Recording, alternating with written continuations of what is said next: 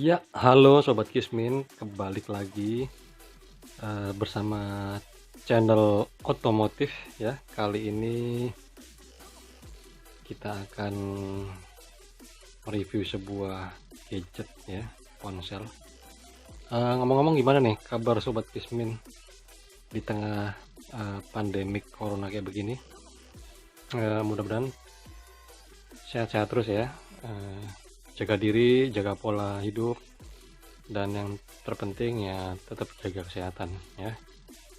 Ya, di situasi yang susah kayak begini ya, banyak PHK-an, banyak pengangguran, banyak yang dirumahkan ya, kerja di rumah, ya kan, ngapa-ngapain di rumah.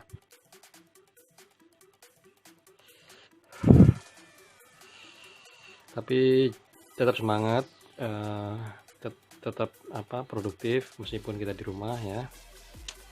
Dan kali ini saya mau mereview sebuah gadget ya yang saya beli di toko online.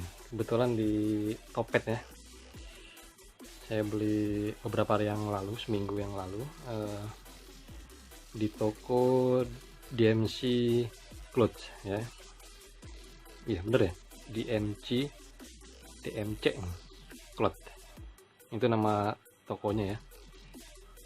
Ini kebetulan di Surabaya gue beli dengan harga 3.750.000-an, free tempered glass dan juga memori 8 GB ya, ya lumayan lah ya,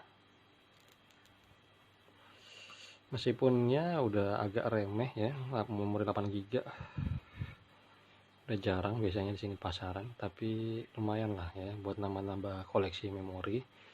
Dan kemudian ini gue beli di Topet itu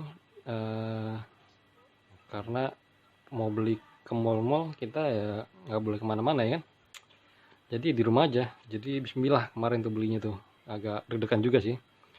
Gue nih belinya nyicil 12 kali, jadi mungkin nih selama 1 tahun ke depan nih makan Indomie 1 dus terus ya. Jadi ya semua gimana lagi, namanya juga usaha lah ya. Nih HP juga buat kerja. Kebetulan gue minjem kartu kredit punya pacar ya, Maci buat pacar yang udah minjemin kartu kredit. Jadi ini gue cicil selama 12 bulan ya. Jadi apa namanya, ya sekalian buat kerja ya, sekalian dicicil, nanti setahun ya nggak bakalan kerasa gitu. Kenapa gue belinya nyicil? Karena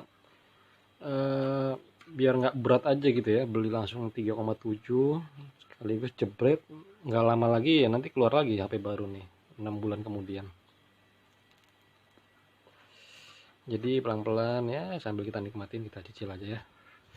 Oke, di dalam sini udah ada ini nih, apa namanya, dus Realme XT ya. Ini tulisannya Realme XT tapi bungkusnya Samsung ya cuy, sorry. Realme XT ini kalau bisa dibilang nih saingannya Xiaomi 8 Pro ya, Xiaomi Redmi Note 8 Pro ya. Gua nggak tahu juga sih saingan atau bukan, tapi yang pasti HP ini udah pakai chipset Snapdragon ya. Kemudian dari GPU-nya ya, dia udah pakai Adreno. Jadi rasanya kalau buat main game sih ini nggak ada masalah ya, apalagi dengan chipset Snapdragon, harusnya dia kompatibel dengan banyak aplikasi ya, karena Snapdragon ini sangat powerful ya. Ini menurut gue ya pribadi, daripada MediaTek.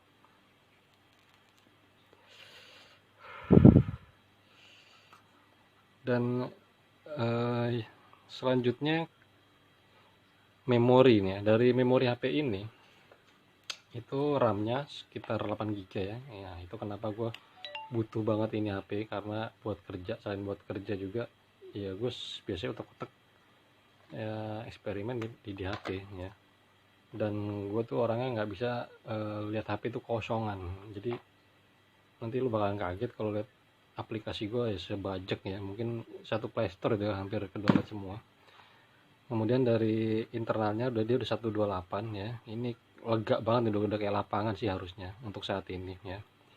karena nggak tahu lagi next mungkin ada yang lebih besar lagi 256. Tapi gua rasa ini cukup lah ya untuk 4 tahun ke depan, 5 tahun ke depan. Ya elah, miskin banget ya sampai 5 tahun ke depan, padahal 5 tahun ke depan lagi nggak tahu udah HP modelnya gimana ya. Yang jelas ini udah oke banget ya buat kalian nih yang punya apa namanya budget cekak banget tapi pengen ngerasain fitur HP yang high end. Nah, ini udah lumayan lah nih rasanya buat main game ya, nggak jelek-jelek banget. Tadi sebenarnya gue mau beli yang 6 Pro, cuman sesek ya kalau beli 6 Pro itu ya harganya. Seseknya tuh kayak iya kayak kena asma. Nah, daripada sesek beneran mendingan gue beli yang ya sedang-sedang aja lah, yang kelas-kelas tengah lah ya, nggak terlalu high end banget. Kenapa ini gue pilih Realme? Kebetulan Realme XT ini setahu gue nih, dia kayaknya anak perusahaan Oppo ya. Anak perusahaan Oppo. Karena dari kemarin gue lihat di gadgetnya itu dia pakai Color OS, ya OS 6. Color OS 6 yang mana itu ya itu OS-nya si Oppo itu tadi. Ini gue nggak tahu ini anaknya atau ini kongsi ya atau kerjasama ya. Ya contohnya kayak Avanza sama Xenia gitu kan, produknya sama tapi beda peruntukannya. Tapi meskipun begitu ini HP ini nggak miskin banget loh ya kayak kita gitu. Kalau dilihat ini harganya miskin emang, tapi fiturnya gue bilang oke lah ya, cukup lah ya. Jadi kalau lo mau beli gadget atau mau ganti ya, misalnya nanti mau ganti gadget buat pamer pas lebaran, padahal lebaran ya nggak boleh mudik ya kan, jadi lu bisa beli HP ini mungkin ya. Dan cukup lah ini buat gaya-gayaan, dari penampilan oke, kemudian dari spek juga nggak kampungan banget, terus dari merek ya not bad lah ya. Dan OS-nya itu yang paling gue suka, dia mirip-mirip sama Oppo ya, bukan mirip-mirip sama Oppo, emang punyanya Oppo gitu loh gitu. Terus sebelum gue update dia pakai Color OS 6 kan, terus kemudian gua update dia full jadi Realme UI ya, Realme UI 1.0. Nah, disinilah yang akan gue tunjukin kepada kalian apa sih kelebihan dari HP ini ya. Ini kelebihan menurut gue pribadi ya, pemakaian beberapa hari ini. Nah, ini barangnya hampir sama kayak Oppo F5 gua ya. Oppo F5 gue ganti kenapa? Karena dia RAM cuman 3 GB ya. RAM 3 GB buat sekarang nih udah kurang banget. Gue kemarin buat main PUBG aja dia kagak kuat. Udah napasnya udah batuk-batuk dia. Nah, ini tampilan dari Realme UI. Karena sebelumnya dia pakai apa namanya? Color OS. Dan ini di sini gue sandingkan dengan Nova Launcher ya. Kenapa gue suka Nova Launcher? Karena dia bisa nampilin aplikasi bejibun begini nih ya. Gue nggak suka banget, gue tipe-tipe orang yang nggak suka yang aplikasi tuh kayak disembunyi-sembunyiin ya, di kolom-kolomin, di sub-supin. Nah, gue lebih suka begini, jadi langsung cari ini banyaknya begini dia otomatis butuh yang namanya media penyimpanan yang besar ya. Sorry. Nah, ini dia kurang lebih hampir oke lah ini barang, pokoknya oke banget. Dan dia nih bisa dark modenya waktu sebelum diupdate, waktu masih Color OS, dia di sini nih dark modenya nih di Realme Lab ya. Tapi setelah gua update jadi Realme UI, ini jadi kece banget sih ya. Ini kalau bisa lo lihat di display, ini ada yang namanya dark mode. Ini dark mode nih kalau gua ganti dia jadi putih. Nah, biasanya kadang silo kan ya kalau kita pakai HP malam-malam gitu, dan nggak ada tema yang bisa ganti apa namanya UI-nya nih sampai jadi warna hitam gitu ya. Cuman di ini doang nih, di Realme dia bisa gonta-ganti menjadi gelap begini. Ini gue lebih suka ini sih ya, lebih suka yang apa namanya, dark mode, karena dia selain hemat baterai, di mata juga nggak perih. Kebetulan mata gue ini agak-agak sensitif sama cahaya. Kemudian dari fitur-fiturnya ini ada penambahan. Ini kalau gue lihat sih, gue rasa ini dari base-nya dari Color OS ya, cuma dimodifikasi sama Realme UI-nya. Jadi gue nggak seberapa bingung ya. Nih tampilannya kayak begini. Dari Android 10 ya. Ini tadinya Android 9 waktu gue beli pas pakai Color OS. Kemudian gue update jadi Android 10. Di sini dia pakai Qualcomm SDM 712 octa-core ya, RAM-nya 8 GB dan internalnya 128. Ini aja nih udah kepake nih, tinggal sisa 94,2 GB. Kemudian yang gue suka dari HP ini yaitu performanya stabil ya. Ini HP gas-gasan lah ya, kalau buat lu yang suka sama performanya stabil, kenceng. Cuman dia kelemahannya itu agak panas. Jadi HP ini kalau lu buat main game agak lama, atau lu buat buka software yang agak berat ya, misalnya kayak ngedit foto atau video atau skate gitu, ini dia agak panas di bagian sininya nih, atau ini mungkin bagian prosesornya atau gimana. Ini harusnya baterai di sini ya, tanam dengan warna biru ya, biru-biru mengkilat begini, asik ya. Sebenarnya gue lebih seneng hitam sih, cuman masa dari dulu hitam terus bosen, akhirnya gue coba deh beli yang warna biru.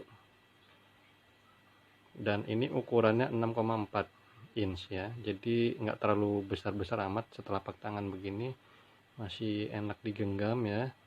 Dan ini seukuran sama Oppo gua yang sebelumnya, yaitu Oppo F5 Youth ya. Jadi itu kelemahannya, dia cepat panas. Kemudian kalau dari resolusi kameranya sendiri, ini dia udah 64 megapiksel yang belakang ini, dengan satu flashnya ya nggak terang-terang banget ya, tapi nggak redup-redup juga sih, sedengan lah. Kemudian dengan kamera poni yang sekitar besarannya 16 megapiksel, itu cukup lah ya buat lo buat selfie atau ngevlog pakai ginian. Dan asiknya lagi, di HP ini udah ada stabilizernya ya, gyro. Jadi meskipun lo syuting begini ya, dia nggak kocak kayak begini-begini. Nah, dia tetap agak stabil. Nah, yang di depannya juga begitu, dia stabil karena ada apa namanya, stabilizer di bagian kamera gyro depannya ya. Cuman menurut gua lu harus lebih ini ya, lebih megangnya harus lebih mantep agar guncangannya tuh nggak terlalu, karena kalau terlalu goyang gini banget itu dia akan ngeblur ya, gambar lu stabil tapi ngeblur, kayak gimana ya, kayak video rusak. Nah, jadi pastikan pas lagi lu di vlog begini di depan ya, pastikan dia goncangannya apa, tangan lu ini tetap steady ya, nggak terlalu goncang banget, sehingga bisa dibantu lebih baik lagi dengan gyro stabilizernya. Itu untuk yang depan ya. Jadi selain ada stabilizernya juga, ini bisa wide ya. Contoh kayak begini, ini gua ganti di titik ini, maka dia akan berubah jadi wide. Ini kan, lihat, ini biasa, ini wide ya, keren kan. Nah, yang ini nih belakangnya nih stabilizernya dan kestabilannya oke ya, maksudnya nggak kayak yang di depan dia sampai apa, kabur begitu. Dan kameranya juga bening. Ini asli bening nih, kalau aslinya nih nanti mungkin bisa gua kasih tunjuk hasilnya. Kemudian dari interface-nya ini ya kayak HP-HP terbaru pada umumnya ya. Ini cuman ini dia lebih smooth, lebih optimal karena didukung dengan Snapdragon chipset ya. Jadi optimal, kemudian lebih hemat baterai, dan ini sudah support USB tipe C ya, Type C. Kemudian speakernya juga ini ya hampir sama lah. Ini layoutnya nih kalau gue lihat nih, ini dari bawahnya nih, kalau lu lihat ini dia hampir sama kayak punyanya OVO. Tombol-tombolnya juga, atasnya ini juga itu dia sama, hampir sama kayak produk-produknya OVO yang terlebih dahulu ya. Karena ini HP ini juga keluaran akhir 2019 ya, November atau September gitu. Jadi saat ini masih worth it lah ya HP ini dibeli dengan RAM 8GB dan internalnya 128. Itu gokil sih ya, ini ya, goks banget. Kemudian dari layarnya ini udah AMOLED, kemudian Gorilla Glass Corning 5 ya. Dan kemarin gue sempat lihat di apa namanya channelnya Motomobi yang dia sampai stress test yang mana HP ini dia stabil. Jadi ketika dia panas, itulah yang membuatnya dia tetap stabil performanya. Jadi ada harga yang harus lu terima, yang lu harus bayar. Jadi ketika HP lu pengen stabil terus performanya, maka dia akan mengurangi apa namanya dari sisi coolingnya tadi ya. Jadi bebannya besar, tetap dia akan jalankan sebaik mungkin performanya, dengan konsekuensi itu tadi gadget lu ini cepat panas di belakang sini ya. Jadi mungkin ini next bisa lu kasih ini kali ya, pendingin ponsel yang untuk back covernya ini ya, karena ada yang jual itu cooler back cover untuk ponsel. Jadi ketika lu main game tangan lu nggak kepanasan begini, karena yang panas ini sebelah sini mas, kalau nggak salah yang kemarin gue coba untuk transfer ya, cloning phone. Jadi dari HP gue yang lama itu gue cloning phone, jadi gue nggak perlu downloadin lagi satu-satu aplikasi segini banyak. Jadi ini semua langsung tercopy, termasuk semua data-data yang ada di aplikasinya, kecuali untuk yang login ya. Beberapa yang login lo harus tetap masukin apa namanya ya standar security lah ya, harus masukin password dan username. Kecuali kayak online shop ini dia otomatis langsung tersinkron ya, atau kayak mobile banking gini nih lo harus login lagi, harus verifikasi lagi untuk keamanan. Nah jadi gue nggak perlu copy apa download satu-satu begitu ya. Yalah ini bisa sampai sebulan mungkin kayak begini dong ngurusin kayak begini. Jadi gue pakai fitur yang namanya clone phone ya.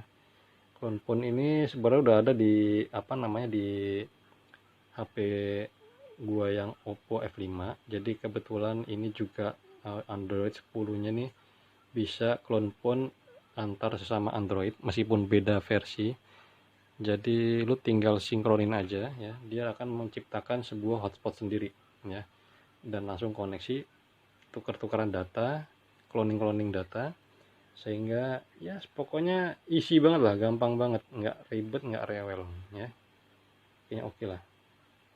Jadi buat gue ini recommended banget ya buat kalian yang punya budget tekak tapi pengen ngerasain ponsel fitur high end ya. Ini dia nih pilihannya. Tapi selain itu juga ada Xiaomi Redmi Note 8 Pro. Kalau bagi gue ya, gue sendiri udah capek sih ya, udah bosen maksudnya pakai chipset MediaTek terus, karena gue beberapa tuh kapan hari pernah aplikasi atau apa namanya game atau fitur HP yang mau gue pasang atau mau gue pakai, ternyata dia nggak support MediaTek, dia maunya Snapdragon. Jadi itu makanya kenapa gue berani nyicil HP ini, karena itu tadi dari Snapdragonnya itu yang gue incer, nggak terlalu jelek-jelek banget, udah mumpuni lah. Terus kemudian dari GPU-nya Adreno juga, ya nggak kismin banget. Dan harganya yang ini yang gue jadi pertimbangan berikutnya ya, yang nggak terlalu mehong banget sih, karena ya terlalu mehong juga ya nanti takutnya nggak worth it gitu, karena nggak lama lagi, sebentar lagi 6 bulan ini, setiap 6 bulan ya HP itu akan keluar baru seperti itu ya, paling lama 1 tahun lah. Jadi menurut gue nih ya bisa lah setahun, 2 tahun, 3 tahun pakai ginian ya, untuk sosial media, untuk apa namanya, lu aktivitas online, kemudian untuk main game, atau misal lu mau ngedit keperluan office di sini juga mungkin masih bisa ya, atau ngedit video kecil-kecilan, ngedit foto kecil-kecilan dengan efek apa yang beragam fitur efek-efek yang disediakan, dan juga apa namanya, memori yang gede. Gua rasa ini udah anti nge-lag ya, cocok lah buat kalian yang suka gas-gasan gitu ya. Oke, kemudian dari dalemannya, bundlingnya sendiri, dia nggak dapat ini ya, nggak dapat apa namanya, earphone atau headset. Jadi dia cuma dapat charger. Ini kayak kebiasaan HP-HP sekarang gitu ya. Dia nggak akan disertakan dengan apa namanya, earphone. Jadi lu cuma disertakan sebuah apa namanya, charging unit ya, seperti ini, dengan kabel kurang lebih 1 meteran lainnya. Dan ini sudah tipe C ya. Ini kalau nggak salah tipe C 3,0 deh ya. Ini sekitar 20 watt atau 18 watt ini. VOOC ya, Realme XT. Ya, flash charge 3,0.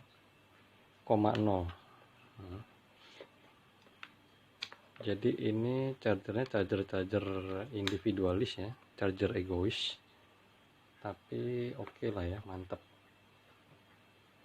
Karena dalam waktu 15 sampai 30 menit itu dia bisa ngecas baterai dari 1% itu hingga ke 50%. Cepet banget, asli cepet. Jadi ya udah nggak perlu nunggu lama-lama lah ya kalau sekarang mau ngecas. Dan ini juga enteng banget ini kan. Udah sih, itu aja mungkin dari apa namanya, sekilas review dari gua.